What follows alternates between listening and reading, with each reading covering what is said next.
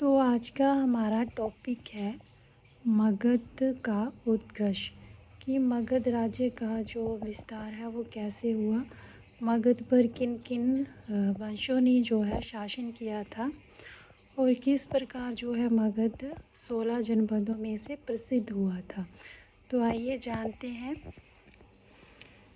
मगध जो है प्राचीन जो 16 हमारे महाजनपद थे उनमें से सबसे जो है शक्तिशाली महाजनपद था। इसमें ऐसा माना जाता है कि सबसे पहला जो शासक था, जो वंश था, वह बृहद्रथ वंश था। इसका जो सबसे प्रतापी राजा था वो जरासंध का पुत्र बृहद्रथ था। इस जानकारी का जो है कोई प्राचीन प्रमाण नहीं मिलता है, इसलिए इसको सत्य नहीं माना गया है। तो इसका जो प्रमाणिक जो हमें तथ्य मिला है वो मिला है कि इसमें जो है सबसे पहले जो है मगध पर हर्यक वंश ने शासन किया था।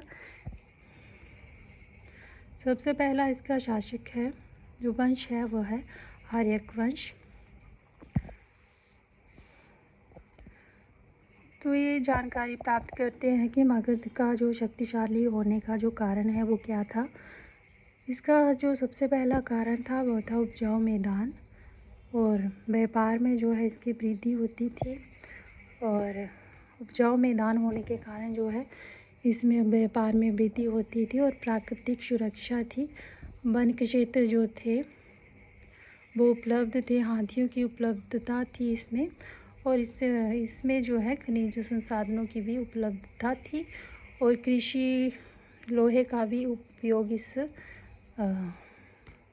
महाजनपद में होता था। इसलिए जो है जो हमारा मगध है वो सबसे शक्तिशाली महाजनपद बना।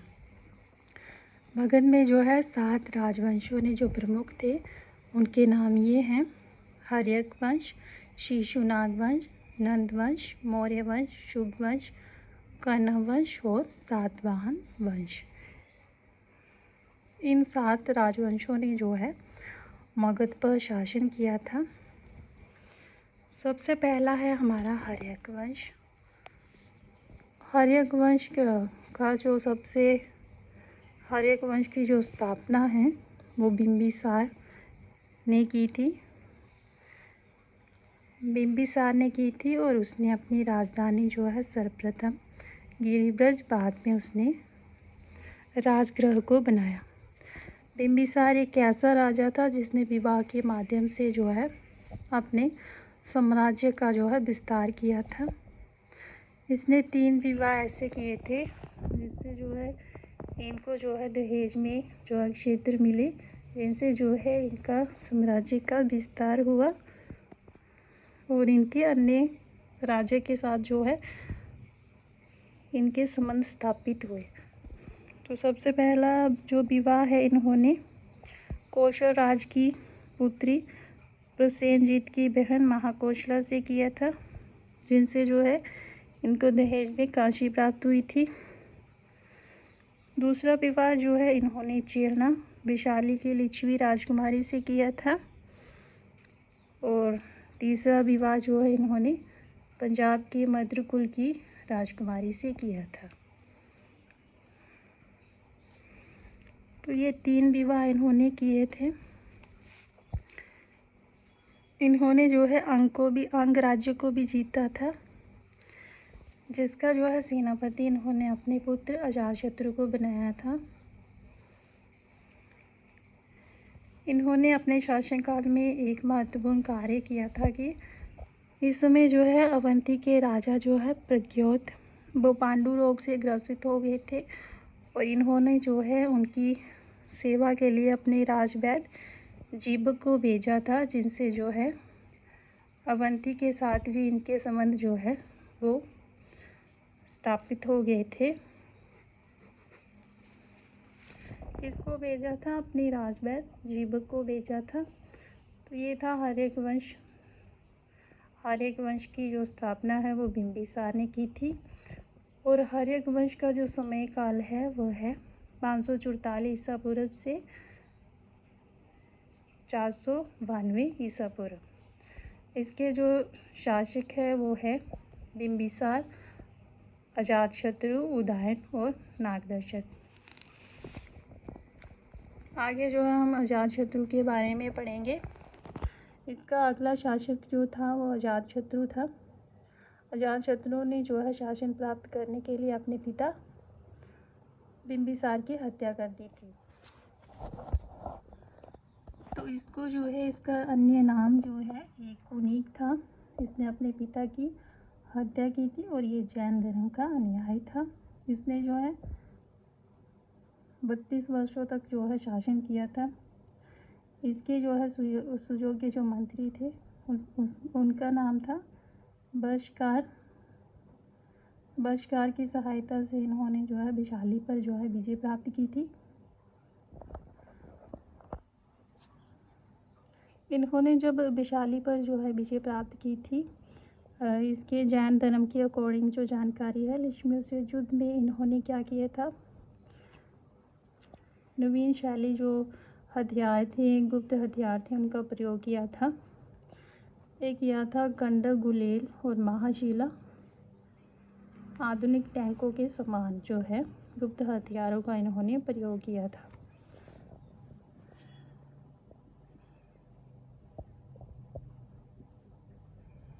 तो अगला शासक जो बनता है वो बनता है उदयन, अजातशत्रु का पुत्र। इसने भी जो है शासन प्राप्त करने के लिए जो है अपने पिता की हत्या कर दी थी। इसने जो है अपनी राजधानी जो है पाटलिपुत्र को बनाया और ये भी जैन धर्म का न्याय था। यह हर्यक वंश का जो है अंतिम शासक था। पूछा जाता है कि हर्यक वंश का जो अंतिम शासक था वो कौन था, वो उदयन था। और इसका जो शासन है वो 461 से शुरू होता है और ये जो है हर्यक वंश का अंतिम राजा था। इसके बाद आता है शिशुनाग वंश। शिशुनाग वंश ने जो है शिशुनाग वंश की स्थापना किसने की थी? शिशुनाग वंश की स्थापना जो है शिशुनाग ने की थी। 412 ईसा पूर्व में की थी। इसने जो है अपनी राजधानी वैशाली को बनाया था। इसके बाद जो है शिशुनाग वंश का जो अगला शासक है वह है कालाशोक। कालाशोक ने जो है अपनी राजधानी जो है पाटलिपुत्र को बनाया। और शिशुनाग वंश का जो अंतिम शासक था वो था नंदीवर्धन। शिशुनाग वंश के बाद जो है वो नंद वंश की स्थापना होती है। नंद वंश का जो संस्थापक था वह था महापदम नंद तथा अंतिम शासक जो था वो धनानंद था। धनानंद जो है सिकंदर का समकालीन था। इसे जो है चंद्रगुप्त मौर्य ने युद्ध में पराजित किया था तथा मगध में एक नए वंश की जो है स्थापना की थी। तो ये था हमारा मगध पर कैसे कैसे जो है शासक हुआ था। और मगध पर जो है हर्यक वंश, शिशुनाग वंश, नंद वंश आदि का जो है अंत कैसे होता है और मौर्य वंश की स्थापना कैसे होती है। तो सबसे पहले जो है मगध पर हर्यक वंश का शासक होता है। हर्यक वंश का शासक होता है जिसका जो था संस्थापक वो था बिंबिसार। उसके बाद जो है मगध पर शिशुनाग वंश की स्थापना होती है।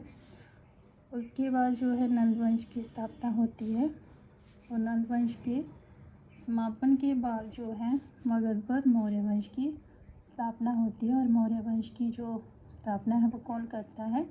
चंद्रगुप्त मौर्य। किसकी सहायता से? चाणक्य की सहायता से। Thank you. आज की वीडियो में इतना ही।